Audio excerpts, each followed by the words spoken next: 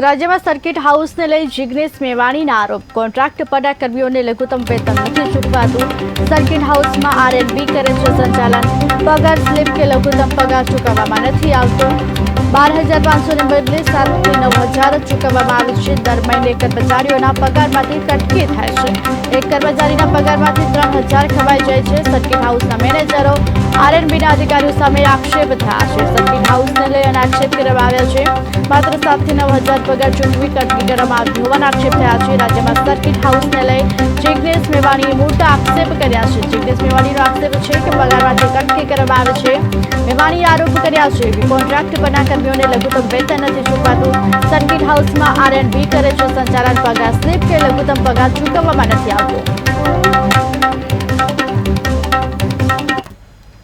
અમે જોયું કે ત્યાંના કોન્ટ્રાક્ચ્યુઅલ કર્મચારીઓને સેલરી સ્લીપ આપતા નથી, શ્રમ કાનૂનો લાગુ પડતા નથી, પીએફ નો લાભ મળતો નથી અને લઘુત્તમ વેતન ચૂકવવામાં આવતું નથી. અને આ મુદ્દે મેં ફરિયાદ કરી અને એના પગલે તંત્ર હરકતમાં આવ્યું.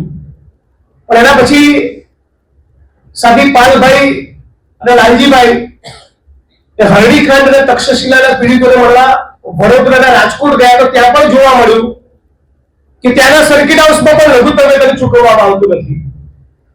એ પછી અમે ત્રણેય મોરબી કાંડના પીડિતોને મળવા મોરબી સર્કિટ હાઉસ પર ગયા તો R&B સંચાલિત મોરબીના સર્કિટ હાઉસના કોન્ટ્રાક્ચ્યુઅલ કર્મચારીઓને પણ લઘુત્તમ વેતન ચૂકવવામાં આવતું નથી. એક વર્ષ પહેલા અમદાવાદ સર્કિટ હાઉસ જ્યાં હું લાંબા સમયથી રોકાઉં છું ત્યાં પણ લઘુત્તમ વેતન મારે લડીને લાગુ કરાવવું પડ્યું. ભાવનગરમાં એક સ્લમ ડેમોલિશ થતી હતી એના આંદોલનમાં ગયો હતો તો ત્યાં પણ જોવા મળેલું કે R&B દ્વારા સંચાલિત ભાવનગરના સર્કિટ હાઉસમાં પણ આઉટસોર્સિંગ ને કોન્ટ્રાક્ટર કર્મચારીઓના લઘુત્તમ વેતન ચૂકવાતું નથી. ઊંડી તપાસ કરતા ખબર પડી કે એક R&B ના સર્કિટ હાઉસમાં 7-8 થી લઈને 35-40 લોકો સુધીના આઉટસોર્સિંગ ના કોન્ટ્રાક્ચ્યુઅલ કર્મચારીઓનો સ્ટાફ હોય છે.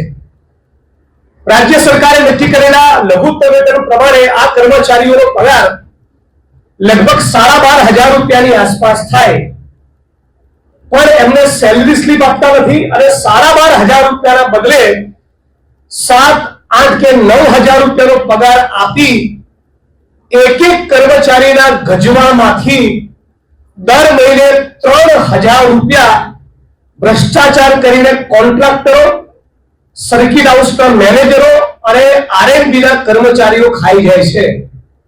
હવે એક સર્કિટ હાઉસમાં આવા 20 જ કર્મચારીઓની આપણે એવરેજ ગણીએ કે એક સર્કિટ હાઉસમાં 20 કર્મચારીઓ કામ કરતા હોય તો ગુજરાતના 250 થી વધારે તાલુકા એટલે લગભગ 7-8 હજાર કર્મચારીઓ અને દરેક કર્મચારીઓના પગારમાંથી 3 થી 4 હજાર દર મહિને રકમ ખવાય તો આનો આંકડો એક મહિને 2 થી 3 કરોડ રૂપિયા સુધી પહોંચે.